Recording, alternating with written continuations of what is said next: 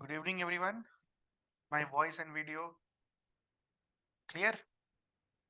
So let's start. Let's proceed with the things जहां पर हमने क्लास को एंड किया था.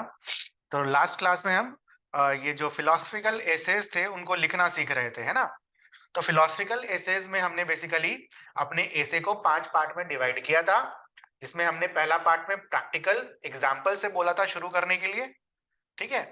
उसके बाद दूसरा में हमने क्या देखा था, जो भी टॉपिक है उसको ब्रेक करना था. ठीक है. हमारे लिए टॉपिक क्या था? Life must be understood backwards and must be lived forwards. तो टॉपिक ब्रेकिंग में लाइफ क्या होता है, अंडरस्टूड बैकवर्ड्स का मतलब आपके लिए क्या होता है. ठीक है. और मस्ट बी लिव्ड फॉरवर्ड्स का मतलब क्या होता है. ठीक है. तो ये सारी चीजें हमने देखी थी ब्रेकिंग ऑफ टॉपिक्स में. अप्रोच में we learn about layer approach. Layer approach में इंडिविजुअल, कम्युनिटी, ठीक है, उसके बाद जो आपका सोसाइटी है वो, फिर सोसाइटी के बाद रीजन, और रीजन के बाद हमने फाइनली ग्लोबल लेवल पर चीजों को कंक्लूड करा था. तो इस तरीके से हमने डिफाइन करा था. ओके. तो 5-6 तरीके से हमने लेयर्स में चीजों को देखा था और बोला था कि नीचे से ऊपर की तरफ जाने. इसमें से किसी चीज, एक चीज का अगर एग्जांपल आपको नहीं मिलता है तो आप उसको हटा सकते हैं. ठीक है. उसके बाद हमने एक चीज और आपको बताई थी कि ये हमें शुरू में ही डिसाइड कर लेना होता है कि अगर 1200 वर्ड्स का ऐसे है तो किस तरीके से लिखेंगे, 700-800 वर्ड्स का ऐसे है तो किस तरीके से लिखेंगे, किस टॉपिक पर कितना वर्ड्स लिखना है, ये शुरू में ही डिसाइड कर लेंगे, ताकि हर चीज को बराबर तरीके से आप वहां पर लिखें. ऐसा ना हो किसी में ज्यादा लिख दिया, किसी में 1 पेज लिख दिया और दूसरे में 2 लाइन लिखी. ऐसा नहीं होना चाहिए. ठीक है. और ये कैसे करते हैं? हम शुरू में ही करते हैं, और ये मैंने आपको लास्ट क्लास में बोला था कि शुरू में ब्रेनस्टॉर्मिंग के समय में ही हम लिख लेंगे. इंट्रोडक्शन में इतना, ब्रेकिंग ऑफ टॉपिक में इतना, अप्रोच वाले में इतना, उसके बाद पर्सपेक्टिव में इतना, और कंक्लूजन में इतना. ठीक है. क्लियर है ये चीज? अब जो नेक्स्ट पार्ट हमारा बच गया है अप्रोचेस में, एक हमने लेयर अप्रोच देखा था, और उसके बाद हमने, वॉइस नहीं आ रही, बाकी सबको वॉइस आ रही है? सभी को आवाज क्लियर है? जिनको वॉइस नहीं आ रही है प्लीज आप जूम में नीचे लेफ्ट कॉर्नर में जाकर डालें, और वो जो माइक का हेडफोन बना हुआ है उस पर क्लिक करें और अनम्यूट करें खुद को, तब आपको वॉइस आएगी. ठीक है. चलो.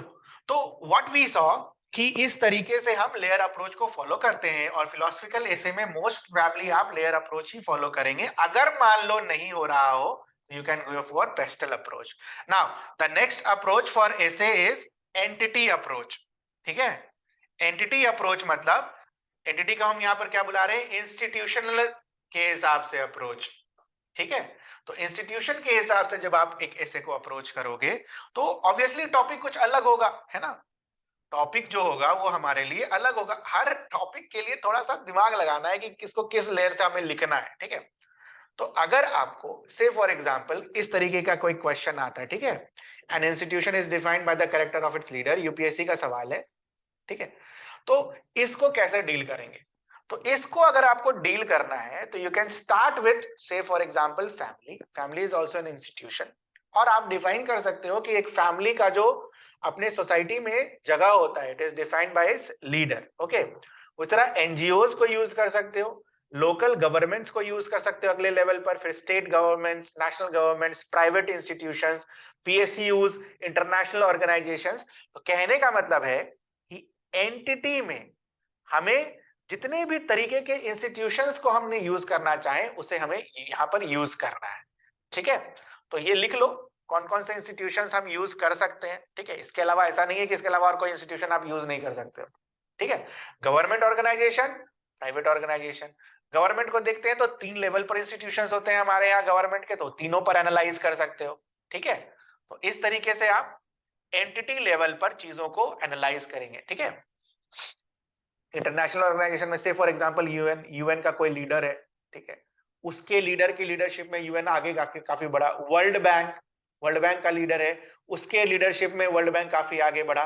या कोई ऐसा वर्ल्ड बैंक का लीडर है जिसके समय पर वर्ल्ड बैंक का नाम खराब हो गया, तो institution is defined by the character of its leader. Okay. उसी तरह आप पीएसयूज का कुछ ऐसा एग्जांपल दे सकते हो, पब्लिक सेक्टर अंडरटेकिंग्स का. कुछ प्राइवेट इंस्टीट्यूशंस का नाम दे सकते हो, जैसे टीसीएस वगैरह हो गया. ठीक है. प्राइवेट इंस्टीट्यूशंस के नाम दे सकते हो, जैसे फॉर एग्जांपल टीसीएस. उसके बाद टाटा स्टील में प्राइवेट इंस्टीट्यूशन का नाम दे सकते हो, ठीक है। At the same time Adani Ambani इनका एग्जांपल दे सकते हो एज अ प्राइवेट इंस्टीट्यूशंस, ठीक है। उसके बाद आप से फॉर एग्जांपल जो अभी जो कंपनी डूब रही है, ठीक है, बाइजू का एग्जांपल देख सकते हो। उनका वैल्यूएशन $22 बिलियन था, फिर उनके लीडर ने कुछ ऐसे काम करे, ठीक है, अनऑथराइज्ड, आप देख सकते हो वहां पर चीजें हैं जिसकी वजह से उनका वैल्यूएशन गिर गया। तो इस तरीके से एक इंस्टीट्यूशन को उसके लीडर्स डिफाइन करते हैं। और जब आप इंस्टीट्यूशन के लेवल पर कोई क्वेश्चन लिख रहे हो तो you will be using this, अलग अलग इंस्टीट्यूशंस के नाम, तो इसको लिख लो। कभी हो सकता है आपको ये इंस्टीट्यूशन सारा हेल्पफुल हो जाए, ठीक है, ठीक है।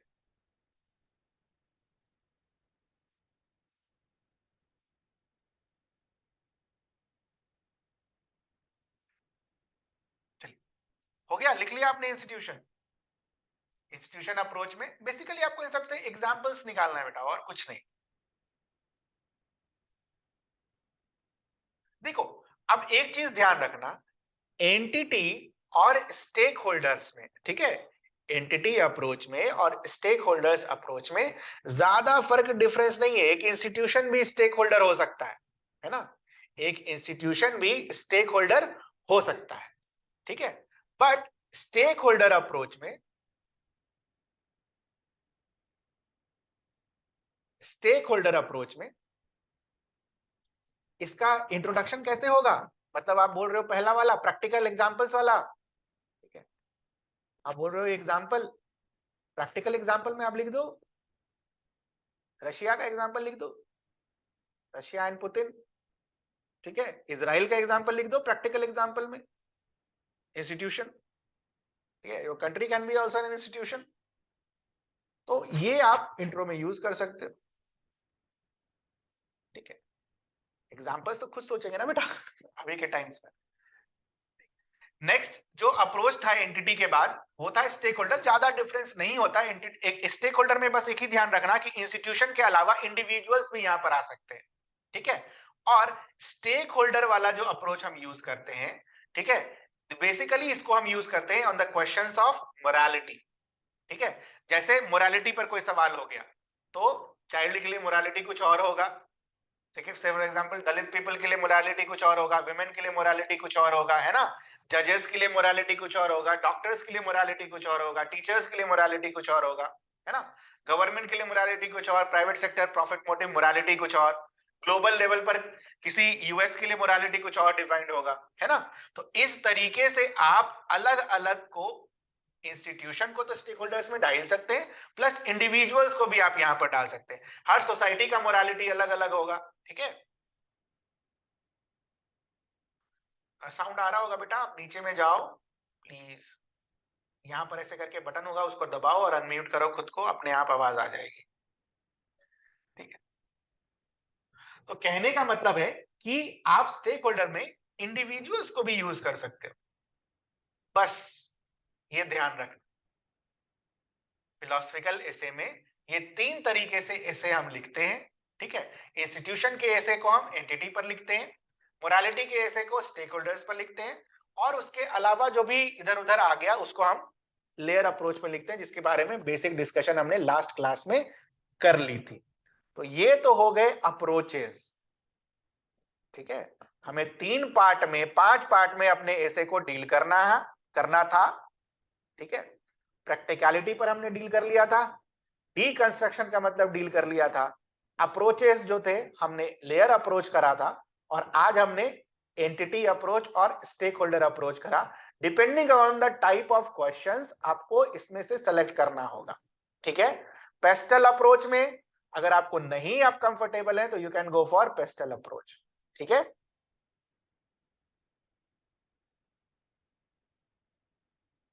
हाँ, अरे सब मिल जाएगा, ये पीडीएफ में भेज दूंगा, टेंशन मत लो।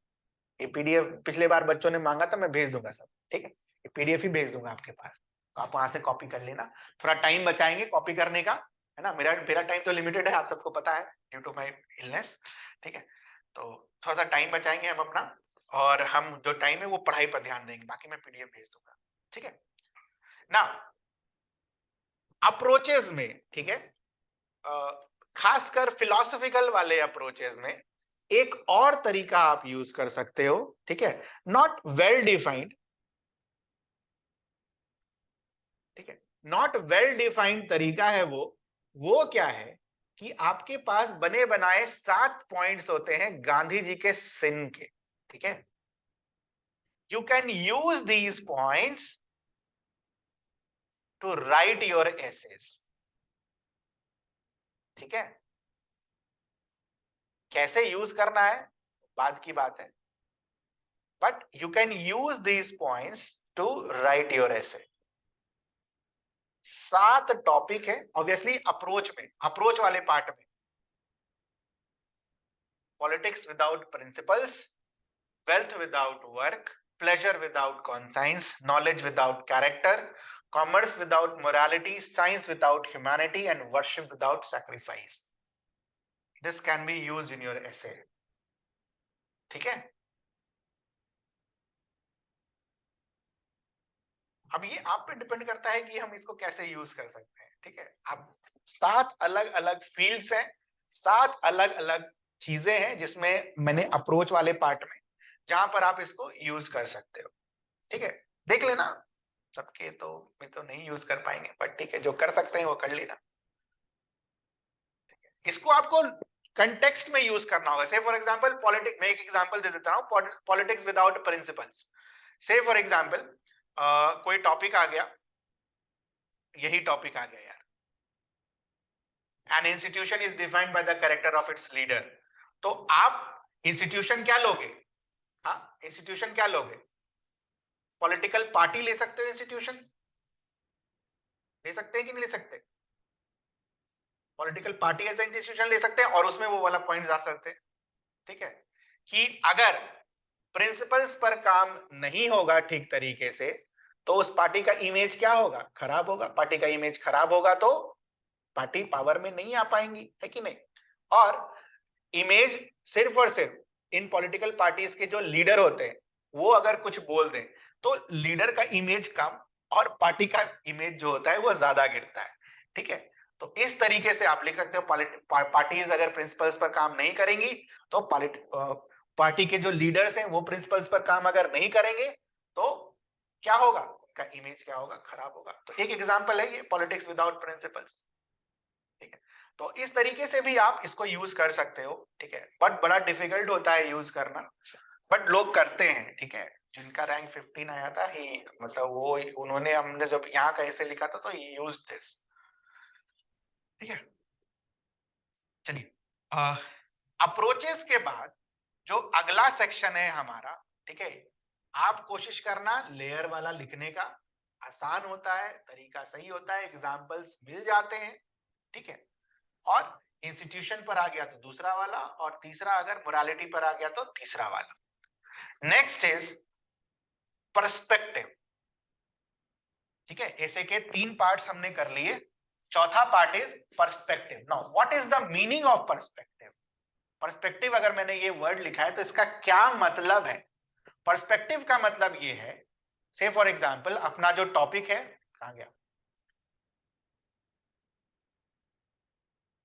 टॉपिक का नाम, कहां गया, हाँ ये ऊपर पर जो life must be understood backwards and it must be lived forwards, ये अपना टॉपिक चल रहा है उतनी देर से।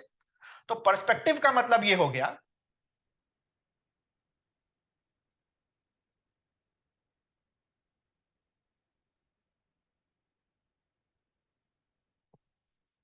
पर्सपेक्टिव का मतलब ये हो गया कि इस टॉपिक, जब भी आपको कोई टॉपिक मिलता है तो आप उस टॉपिक को पूरा 100% ट्रू मानते हो और उस ट्रू मानकर पूरा उसी के बारे में लिख देते हो, ठीक है।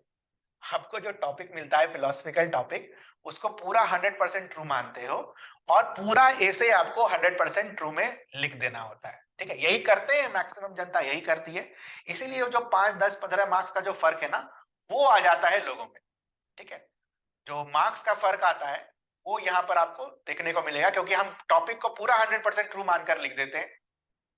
बट पर्सपेक्टिव का मतलब ये हो गया कि 80% ऑफ द टॉपिक, 80 से 85% of the topic should be,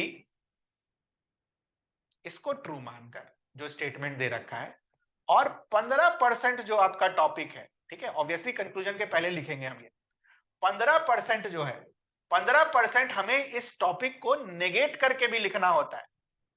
अरे नहीं, गलत स्टेटमेंट है, या फिर ये स्टेटमेंट कंप्लीट नहीं है। अगर गलत नहीं है, ठीक है, कैसे नेगेट करेंगे? कोई एग्जांपल दिख जाए जहां पर ये स्टेटमेंट गलत हो रहा हो। अगर गलत नहीं हो रहा हो, आप ये लिख सकते हो कि स्टेटमेंट इज नॉट कंप्लीट, है ना। इनकम्प्लीट भी तो लिख सकते हैं ना, आधा अधूरा सेंटेंस। अब मैं बताता हूं ये इनकम्प्लीट कैसे है, ठीक है। तो ये इनकम्प्लीट कैसे है? ये इनकम्प्लीट इसलिए है कि जीवन को पीछे की ओर तो समझना तो चाहिए ही चाहिए, बट साथ ही साथ हमारे पास आगे जीने के लिए रीजनिंग एबिलिटी भी होनी चाहिए। बिना रीजनिंग एबिलिटी के हम आगे नहीं बढ़ सकते। पीछे का अगर समझ भी जाए तो आगे का लाइफ जीने के लिए अगर हमारे पास रीजनिंग एबिलिटी नहीं है कि पीछे हमने क्या गलत किया नहीं किया, तो वो अगर हमारे पास नहीं है तो हम आगे नहीं जी पाएंगे। तो ये स्टेटमेंट में अगर आप देखो, जीवन को पीछे ओर समझना चाहिए, रीजन आउट करना चाहिए और फिर आगे की ओर जीना चाहिए। तो स्टेटमेंट ऐसा होना चाहिए था। समझ में आया रीजनिंग एबिलिटी का मतलब इस कंटेक्स्ट में बता रहा हूं। तो this is the first perspective you can write. Perspective का मतलब यहां पर समझ में आ रहा है, जो स्टेटमेंट दे रखा है 100% उसी के बारे में नहीं लिख देना, थोड़ा सा अपना थिंकिंग प्रोसेस डालना है कि नहीं, ये स्टेटमेंट ना थोड़ा सा मॉडिफाइड होना चाहिए, ठीक है। इसको बोलते हैं ना far reaching through wider wisdom. लोग बोल के निकल जाते हैं कि फार रीचिंग कॉन्सिक्वेंसेस वाला चीज सोचो।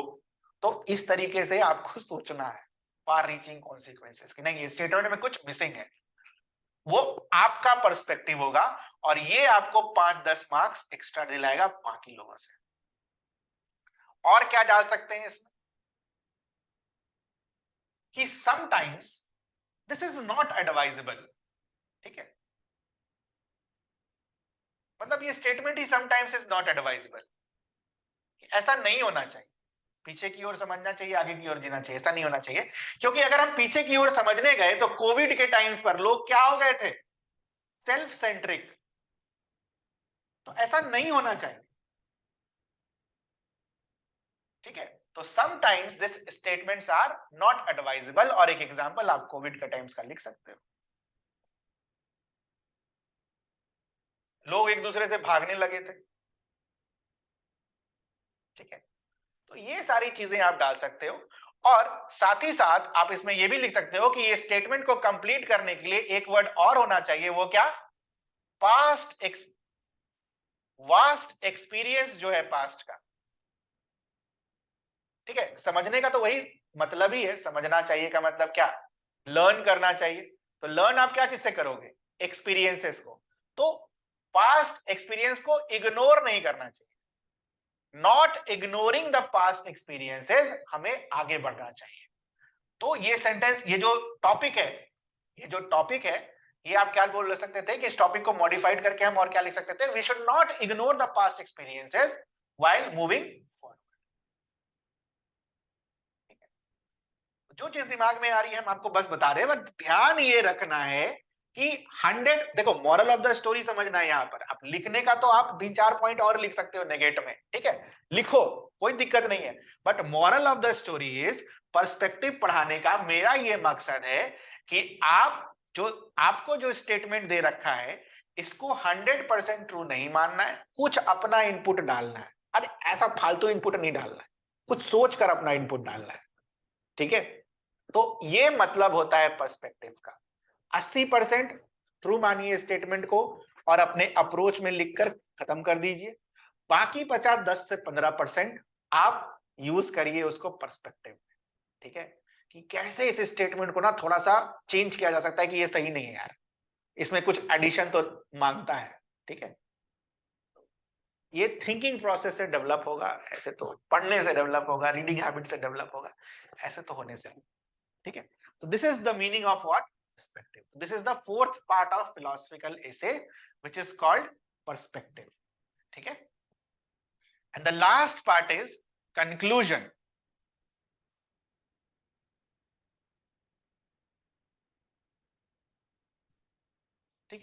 कंक्लूजन को हम, हाँ टफ है इसलिए स्कोरिंग है। ये 15% जो टफ है, इसी की वजह से तो आपको 10-12 मार्क्स एक्स्ट्रा मिल रहा है। टफ है इसीलिए स्कोरिंग है। समझ में आ रही है चीज? टफ है इसीलिए एक्स्ट्रा मार्क्स मिल रहा है। टफ तो है, ये मैं भी मानता हूं, very tough.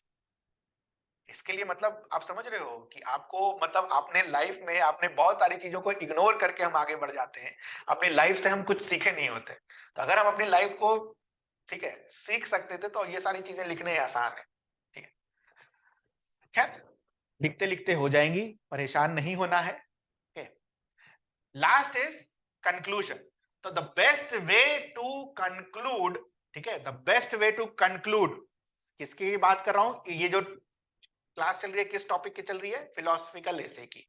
Best way to conclude is, best way conclusion, best way to conclude philosophical topic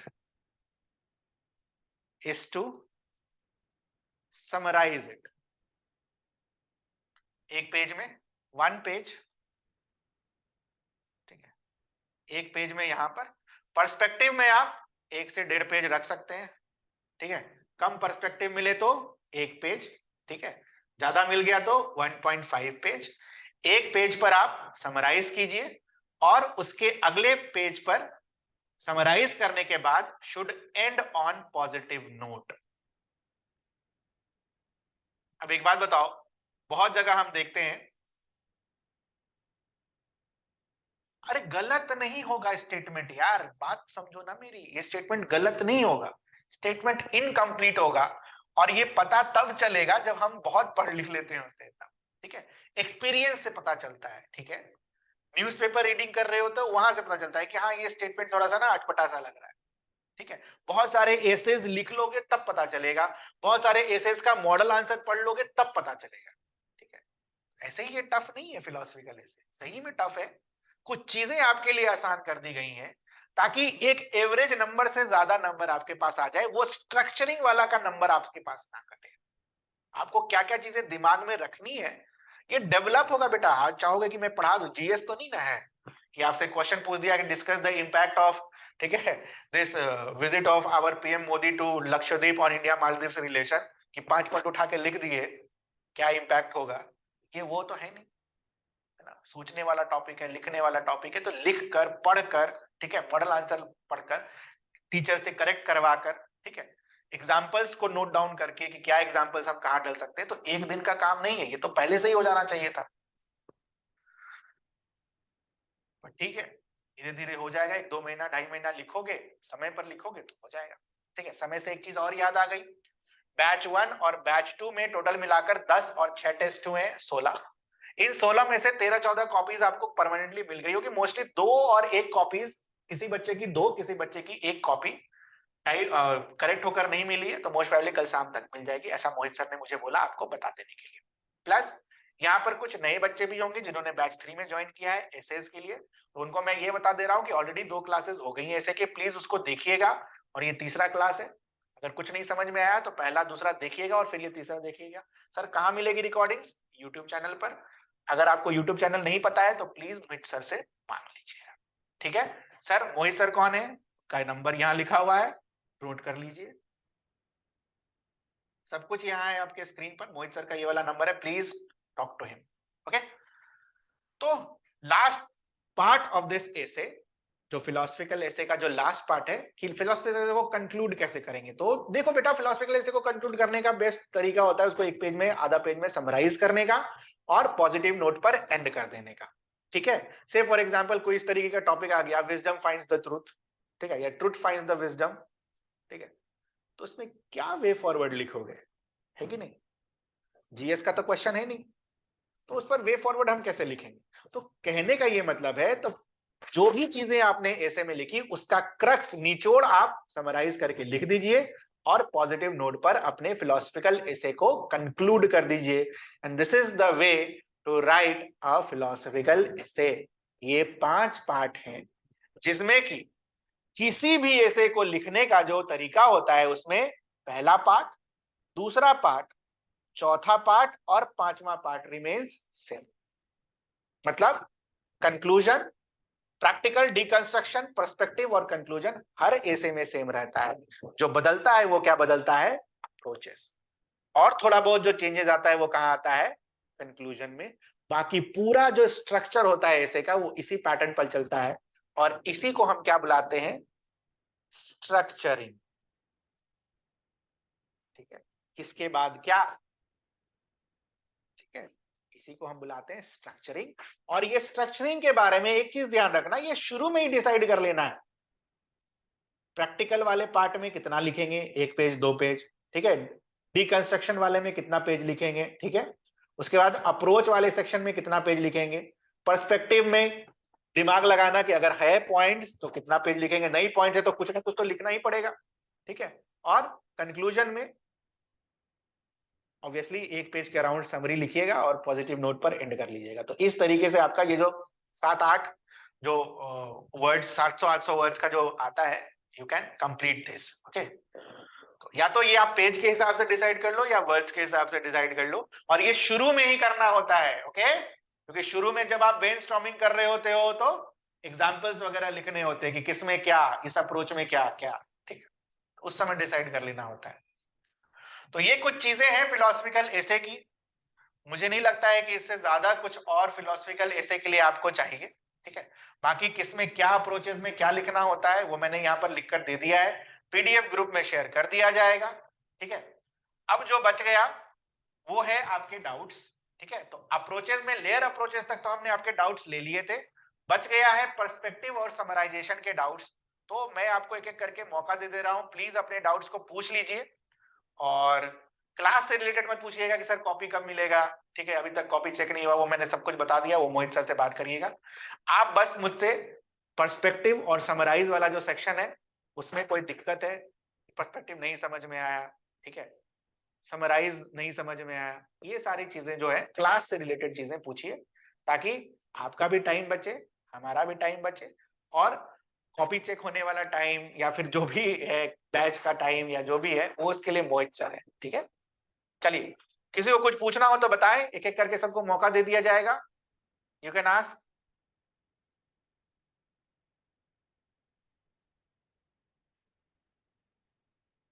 आधे घंटे मैंने बोल लिया, ठीक है, अब आपकी बारी, आपको कुछ पूछना है?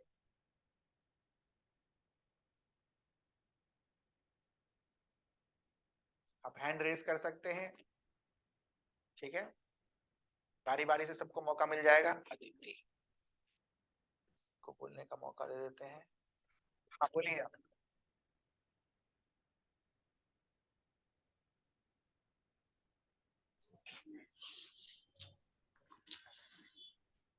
बोलिए अदिति। अरे फिर से अनम्यूट कर लिया गया खुद को। बोलिए बोलिए।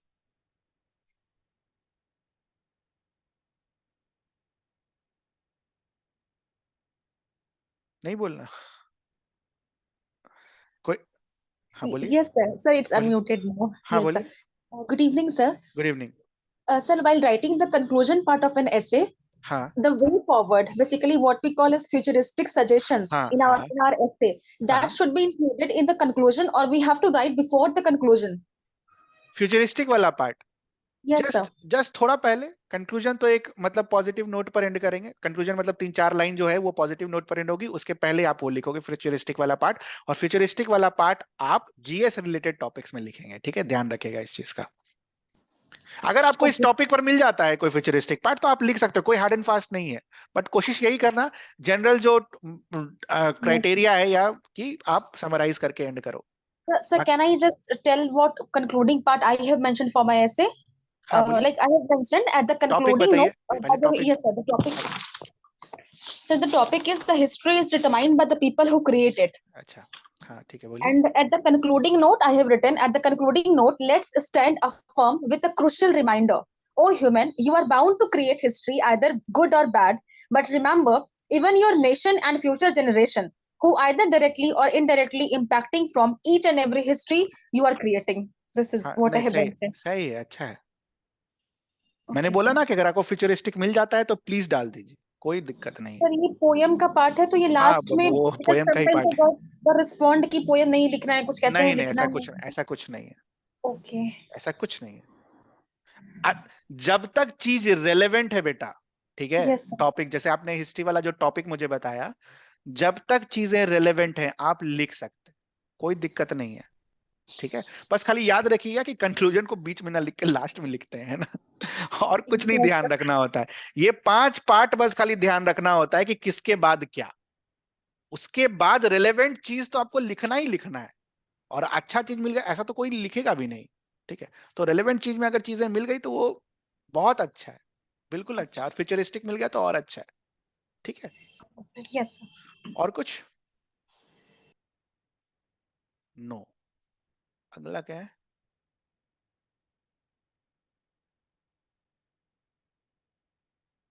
There are many humans but no humanity, how to break? First you define humans, then you define what do you mean by humanity, ठीक है। जिन्होंने भी ये क्वेश्चन पूछा है, आपका तो यहाँ नंबर है, मैं नाम भी नहीं बता सक, मतलब नाम क्या बोलूं, नंबर लिखा हुआ है आपका। Then you define what do you mean by many humans, okay? And what do you mean by no humanity? तो ये deconstruction वाला part है, you can break that, okay? I hope that is clear.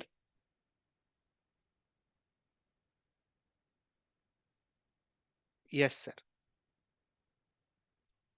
Reasoning ability को, reasoning ability तो इसका part था बेटा, मतलब इस ऐसे में हमने रीजनिंग एबिलिटी को यूज किया है, वहां पर दूसरे ऐसे में दूसरा चीज यूज होगा।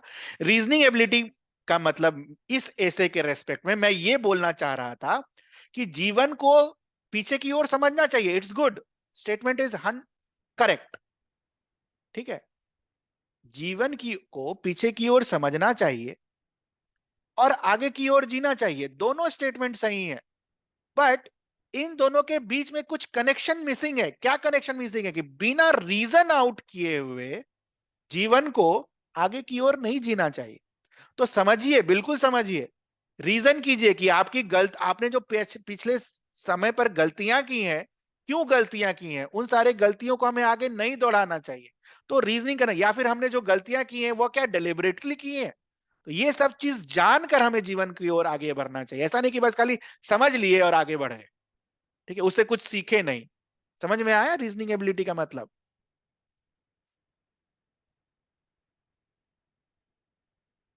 अप्रोच कैसे अरे 3 तरीका और 4 तरीका बता दिया मैंने आपको अप्रोच का। पेस्टल, किस तरीके से अप्रोच जा सकते हैं, लेयर, किस तरीके से इंडिविजुअल से इंटरनेशनल। आपने पिछला क्लास नहीं देखा, जिन्होंने भी ये क्वेश्चन पूछा है? सैमसंग SM-A34-6E, आपने लास्ट क्लास देखा हमारा? ये बताइए।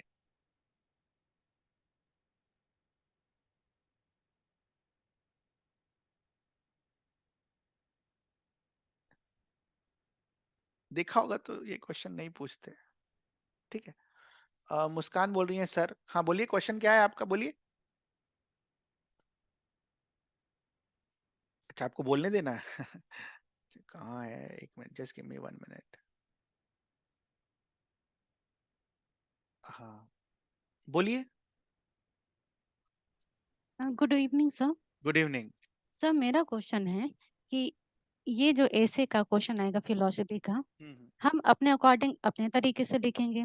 जो मैम बोल रही थी अभी, जो बोल रही थी कि हाँ हाँ पोयम हाँ, को इंक्लूड करना है या बिल्कुल फ्यूचरिस्टिक बिल्कुल में करना है, बिल्कुल तो ये बिल्कुल अलग अलग तरीके से हर पर्सन के हिसाब से होगा ना, बिल्कुल तो हर पता पर कैसे चलेगा कि आपको, इसका आंसर ये होगा, ये इसका आंसर देखिए होगा। ऐसे का कोई जीएस थोड़ी ना है। मैंने आपको जस्ट एग्जांपल अभी दिया कि पीएम मोदी का जो एग्जांपल दिया, discuss the impact on Indian Maldives relation, तो ये यस सर। तो इम्पैक्ट तो सबके लिए सेम होगा। Economic impact, political impact, international impact, वो सब लिखेंगे, सबका आंसर एक जैसा। ऐसे का आंसर सबका एक जैसा थोड़ी ना होता है बेटा।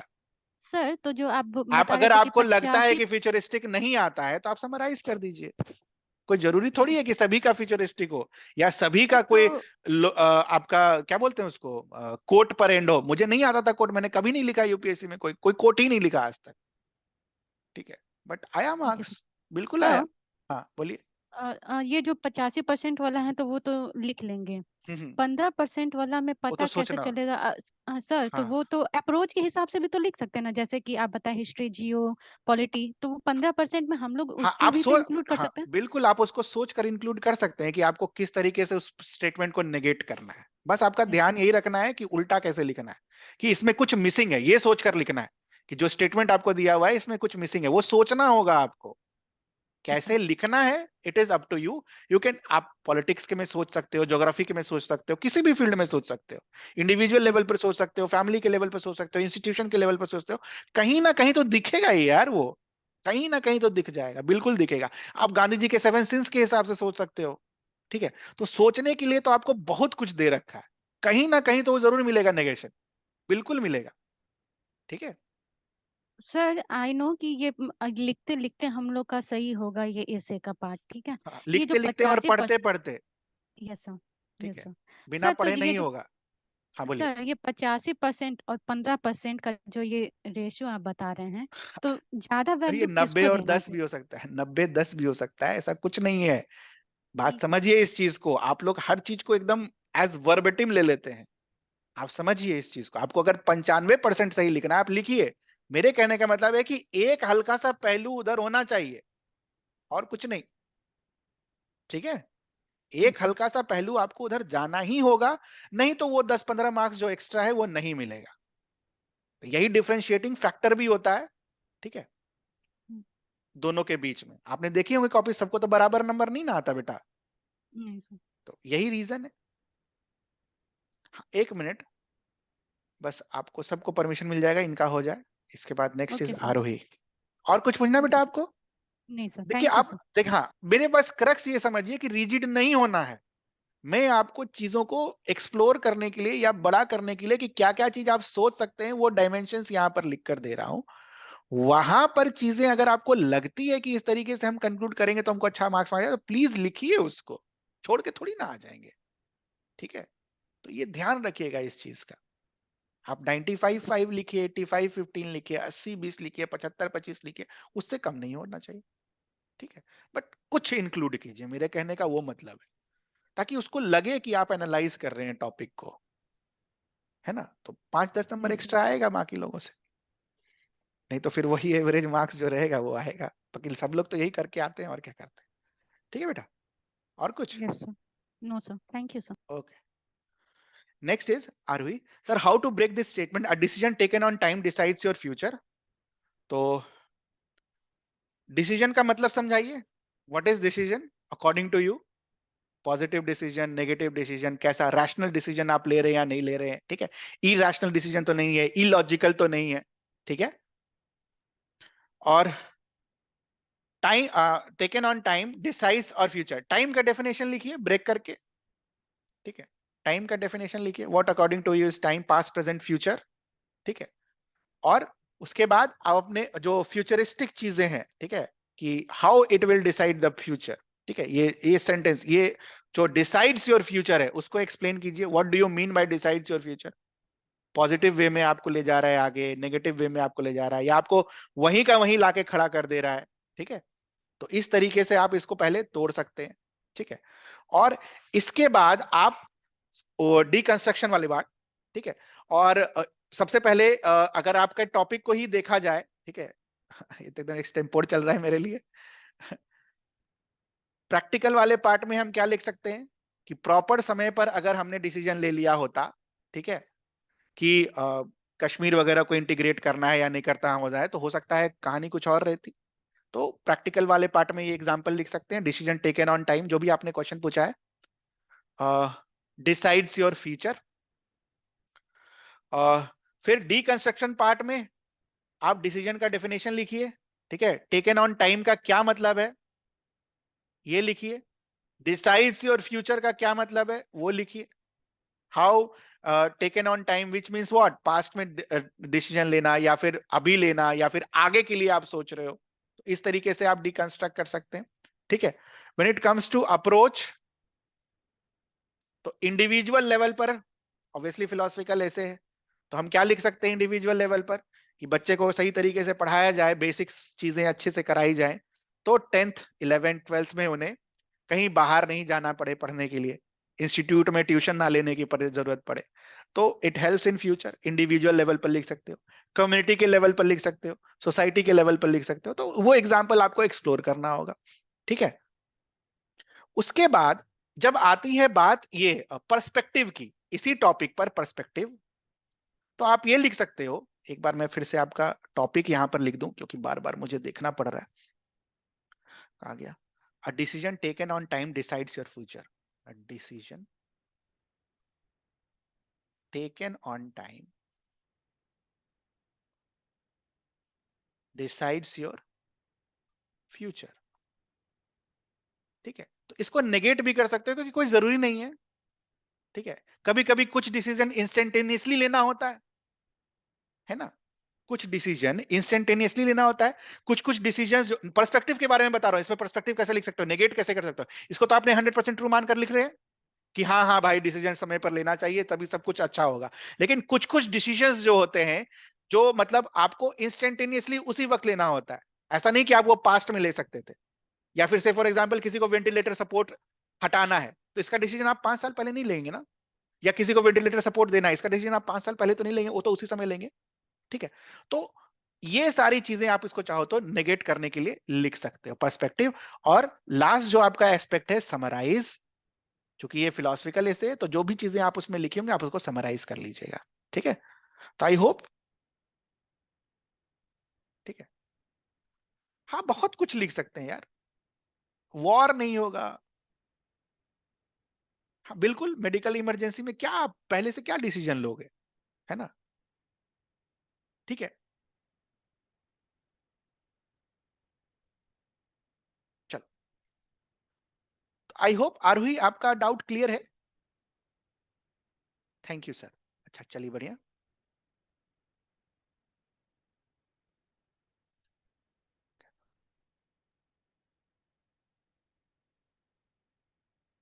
अरे पूरा एक्सटेम्पोर चला रहे हो मेरे साथ, ये आप करो ना, आप डिकोड द टॉपिक, इतना कुछ बता दिया इसके बाद भी आप मेरे लिए वेट वेट कर रहे हो यार, स्पून फीडिंग नहीं हो सकता इसमें, है ना। आप करो, आप सोचो, अगर आपको कुछ डर लगता है कि सर आप लिख कर भेजो मेरे पास, ठीक है, कि सर ये टॉपिक था मैंने ये डिकोड किया, वो भेजो। ऐसे मत करवाओ यार कि हर टॉपिक पर बैठ के मैं सब कुछ, हाँ फिर क्या इस कैसे सीखोगे यार।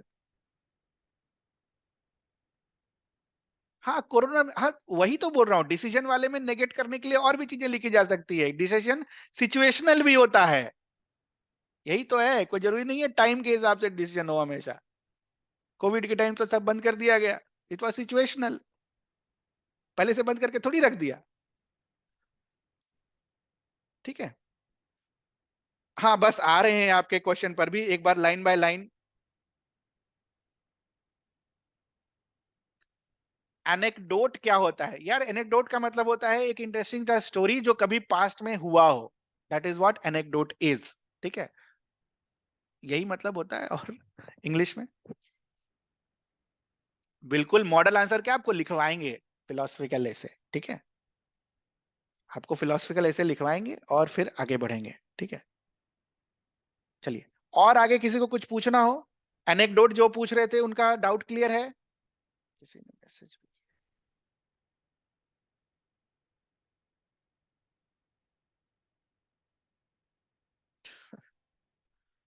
और किसी को कुछ टॉपिक से रिलेटेड डाउट है या फिर सोचने से रिलेटेड डाउट है कि कैसे कैसे सोचे। देखो बेटा, डेली इस चीज को प्रैक्टिस करो, एक टॉपिक उठाओ, यूपीएससी का टॉपिक उठाओ, ठीक है, फिलोसफिकल ऐसे सेक्शन भी तो उनका फिलोसफी पर ही होता है, उस टॉपिक को उठाओ।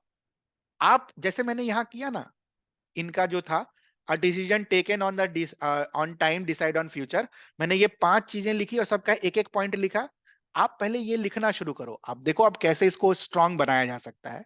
आप टॉपिक्स उठाओ यूपीएससी का, आप सब पर एक एक सेंटेंस लिखना शुरू करो। ठीक है, कि क्या मैं इसमें एक पॉइंट लिख सकता हूं, लिख सकती हूँ, क्या मैं दूसरे सेक्शन में एक पॉइंट लिख सकता हूँ, लिख सकती हूँ, क्या तीसरे सेक्शन में लिख सकता हूँ, लिख सकती हूँ, एक एक sentence, 1 sentence at a time. ठीक है, और क्या मैं सब मिलाकर 5 सेंटेंस लिख सकता हूँ या लिख सकती हूँ। फिर देखो आपका इंप्रूवमेंट कितना जबरदस्त होगा, धीरे धीरे। ठीक है, यही तरीका है, और इसी तरीके से हम आगे बढ़ सकते हैं।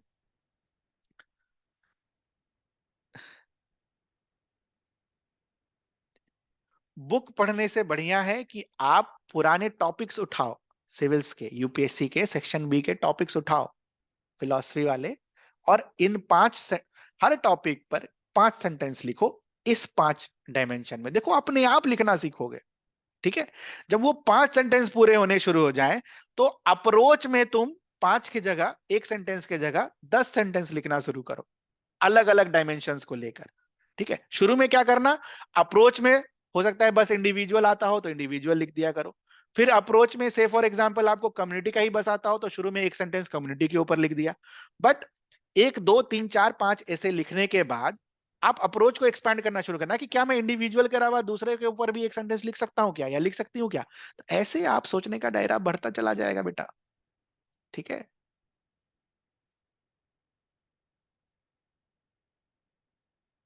बुक्स पढ़े, इससे पर बुक्स, न्यूज़पेपर पढ़ो, उससे ज्यादा नॉलेज आएगा आपको। न्यूज़पेपर में एडिटोरियल्स वगैरह पढ़ो, वो ज्यादा सिखा जाएगा एज कम्पेयर टू कोई किताब। मैं मजाक नहीं कर रहा हूँ, इट्स सीरियस, ओके। या फिर एक चीज और कर सकते हो कि जो मॉडल आंसर आपको मिलता है, ठीक है, अभी मिलना शुरू होगा, अभी तो मिला नहीं है आपको, ठीक है। तो मॉडल आंसर को पढ़ो, वही आपके लिए ऐसे की तरह एक्ट करना चाहिए, या ऐसे का चीज कैसे ठीक करना। मैंने नहीं देखा यार प्रतियोगिता दर्पण, I haven't seen that, haven't seen that. जो नहीं देखा उसके बारे में क्या कमेंट करूं। अगर है तो करो, अगर अच्छा है तो करो, थॉट प्रोसेस अगर उस पर डेवलप होता है तो बिल्कुल पढ़ो। बट उससे बढ़िया है कि पेपर पढ़ो, 2 काम हो जाएगा, जीएस भी हो जाएगा और पढ़ने का हैबिट भी डेवलप हो जाएगा, ठीक है। तो धीरे धीरे करके करो, हो जाएगा, बिल्कुल होगा, क्यों नहीं होगा। हाँ हाँ, किसी भी इंस्टीट्यूट का मंथली मैगजीन उठाओ, पढ़ो, बिल्कुल उठाओ, अच्छे इंस्टीट्यूट का उठाओ, पढ़ो, कोई दिक्कत नहीं। बट पढ़ो, इंपॉर्टेंट है, पढ़ो और जो बोला है वो करो। प्रैक्टिकल, डिकंस्ट्रक्शन, अप्रोच, पर्सपेक्टिव और समराइज, ये 5 सेंटेंस डेली लिखो। फिर धीरे धीरे सेंटेंस को बढ़ाओ, देखो अपने आप डर हट जाएगा इनसे, कोई भी ऐसे आएगा आप लिख लो, ठीक है। चलो, और कुछ पूछना हो किसी को। आई थिंक नो, किसी का तो कोई क्वेश्चन और बचा नहीं, मैंने सबका क्वेश्चन क्लियर कर दिया है। No sir.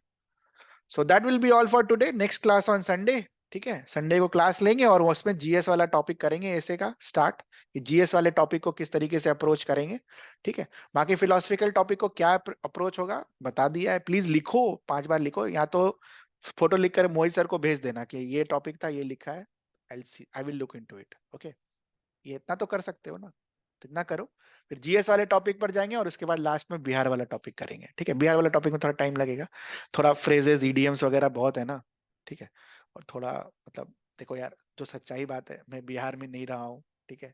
2002 के बाद से मैं बाहर रहा हूँ, तो इधर का बोलचाल का भाषा थोड़ा सा अंडरस्टैंड करने में दिक्कत होता है। बट अब जो रह लिया हूँ 4-5 साल, तो उतना ज्यादा दिक्कत अब नहीं हो रहा है। तो बहुत सारे ईडीएम्स और फ्रेजेस हैं, तो वो हम ठीक करेंगे आपके लिए, ठीक है।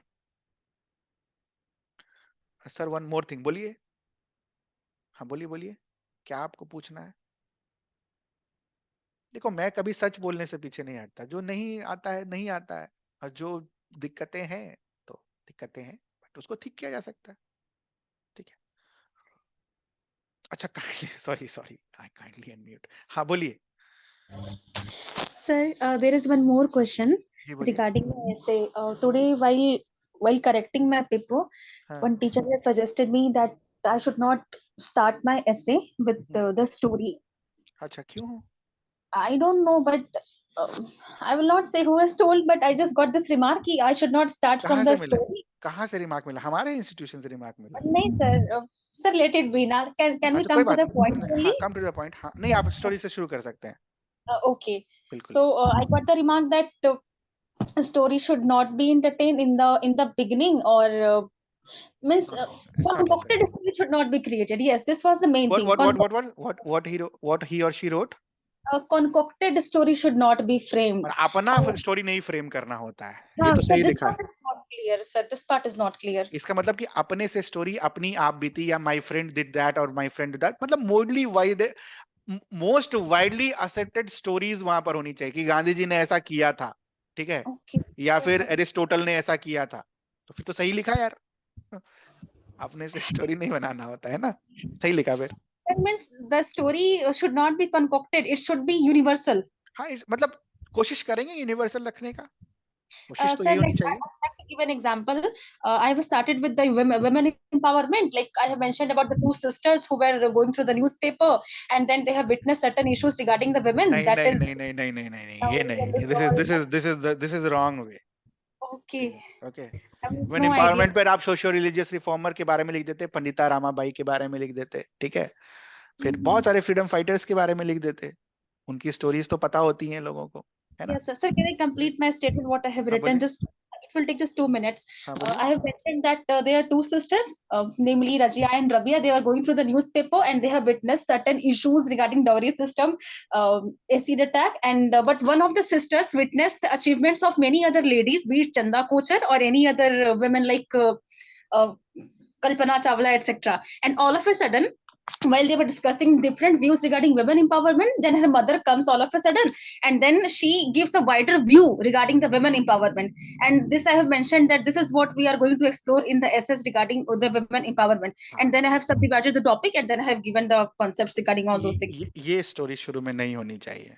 ओके, सही लिखा उन्होंने। Yes, sir. स्टोरी मतलब थोड़ा सा, मतलब जो प्रैक्टिकल अप्रोच है या फिर किसी के जीवनी का कहानी है जो कि वाइडली एक्सेप्टेड है, यूनिवर्सल, वो डालो तो ज्यादा अच्छा रहेगा, ठीक है, कि किसके साथ क्या हुआ, कि Yes, sir. वो जो मैंने बताया था आपको, पंडिता रामाबाई या फिर और भी सोशल रिफॉर्मर्स, एनसीईआरटी में एक एग्जांपल अच्छा दे रखा है क्लास 10 का, ठीक है, Okay, sir. कि उनको basically, I don't actually remember the name of that lady, कि उनको पढ़ने लिखने से मना किया गया, but at the end of the day वो किचन में बैठकर पढ़ती थी, ठीक है, एंड फाइनली शी रोट अमार जीवन, which was the first autobiography in Bengali and it was widely accepted by the society। तो ये कहानी वुमेन एम्पावरमेंट का ज्यादा अच्छा रहेगा एज कम्पेयर टू आपका वाला। कहने का मतलब समझे, ये Yes, sir. एक स्टोरी मैंने आपको बताई, वैसे और भी होंगी, ठीक है, तो ये लिखो। Concocted story is totally prohibited. हाँ हाँ, टोटली प्रोहिबिटेड, अवॉइड दैट। अब देखो Yes, देखो, sir. अब यहाँ पर समझना, यहीं पर रिजिडिटी वाला चीज आता है कि अगर मान लो नहीं मिल रहा है तरीका करने का, तो कहीं ना कहीं से तो शुरू करना होगा ना बेटा। Yes, sir. तो कुछ नहीं से बढ़िया कुछ से शुरू करें हम। अब उसको बैठ के तो, Right. अब इसमें तुम 15-20 मिनट तो नहीं ना बिता दोगे, क्या यार हमको तो मिल ही नहीं रहा है स्टोरी, अब क्या करें क्या करें क्या करें, है ना, खत्म हो गया, वैसे भी नंबर चला गया, वैसे भी नंबर चला गया, हो सकता है स्टोरी वाले पार्ट में उसको अच्छा लग जाए, नंबर दे दे, है कि नहीं। तो Yes, ऐसे sir. But पॉजिटिव वे में just सोच कर चलना है, just रिजिड start. नहीं होना है ना। Okay. और अभी से Yes, sir. प्रैक्टिस करोगे तो अपने आप वो यूनिवर्सल स्टोरीज ही आएंगी आपके दिमाग में, ये बनी बनाई स्टोरीज नहीं आएंगे, बिल्कुल नहीं आएंगे, ठीक है। Sir, it creates a bad impact in our writing. If I, हाँ बिल्कुल लगता है ऐसा, लेकिन वही है चीज कि अगर आप किसी के यूनिवर्सल स्टोरी से देखते तो लगता है कि पढ़ा लिखा आदमी है, लेकिन yes, है। okay, I will take care for हाँ that. तो ये Okay. ध्यान रखिएगा उस चीज का, Yes, ठीक है, okay, yes. Anything else, No, sir. Thank you, sir. Okay. Finally anecdote means story summarising छोटा short stories and story to universal, हाँ जो मतलब वाइडली एक्सेप्टेड है, ठीक है, पंचतंत्र की स्टोरीज वगैरह लिख सकते हो, जैसे ये खरगोश और टॉर्टोइज वाला जो वाइडली एक्सेप्टेड है, ठीक है, उसको रिलेट करके आप लिख सकते हो, ठीक है, किसी के जीवनी से लिख सकते हो, सचिन तेंदुलकर, पीटी उषा, ये सब जो वाइडली एक्सेप्टेड है ना, कलाम, ठीक है, कल्पना चावला, ये सब, गांधी जी, ठीक है, तो वो ज्यादा अच्छा इंपैक्ट बनाएगा। और अपनी स्टोरी शुड बी अवॉइडेड, बात समझो मेरी, रिजिड नहीं होना है इसे लिखते वक्त, नहीं तो ऐसा हुआ ना तो 15 मिनट स्टोरी सोचने में चला जाएगा। रिजिड नहीं होना लिखते वक्त, ठीक है, नहीं मिल रहा है तो चलो यार लिखना तो है ही ना, लिख देंगे और क्या। रिजिडिटी अवॉइड करना है ऐसे के आंसर में, कि सर ने बोला है तो वही लिखेंगे, नहीं, उस समय जो समय की मांग होगी उस मांग के हिसाब से आपको फ्लो होना है, ठीक है, ये ध्यान रखना है इस चीज का, ठीक है। चलिए, I hope now it's clear to you. PS,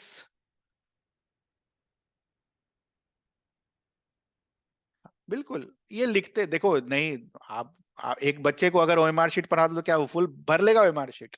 हाँ, डे वन बताओ जरा, एक बच्चे को ओएमआर शीट दे दो, बोलो कि भरे नाम, गोल गोल गोला, भर लेगा वो? नहीं भर पाएगा ना। टाइम लग जाता है। हमने भी जब वो मार्कशीट भरा है तो 2-3 बार तो गलतियां की है ना बेटा, वो लगाया ना व्हाइटनर, या फिर क्रॉस किया होगा। सीखते सीखते सीख जाते हैं, तो इस भी सीख जाओगे यार, बिल्कुल सीखोगे। जब ऑब्जेक्टिव में सीख सकते हैं तो सब्जेक्टिव में क्यों नहीं। और लिखने का तरीका भी मैंने आपको बता दिया कि डेली क्या करो, एक एक लाइन लिखो, टॉपिक उठाओ 5 लाइन लिखो, दूसरा टॉपिक उठाओ अगले दिन 5 लाइन लिखो। आप अपने आप तीसरे चौथे दिन 5-7 ऐसे लिखने के बाद 5 लाइन क्या 10 लाइन लिखना शुरू कर देंगे। ठीक है, तो लिखिए बस। और कुछ किसी को कुछ पूछना है? No sir. चलिए फिर आज की सभा यहीं समाप्त करते हैं, फिर संडे को मिलेंगे ऐसे ही क्लास में। जीएस का बहुत सारा क्वेश्चन हमारा बच गया है, तो एक आध दो जीएस का क्लास बीच में लगा लेंगे ताकि एक आध दो टेस्ट डिस्कशन हो जाए। ठीक है, चलिए बाय बाय एवरीवन।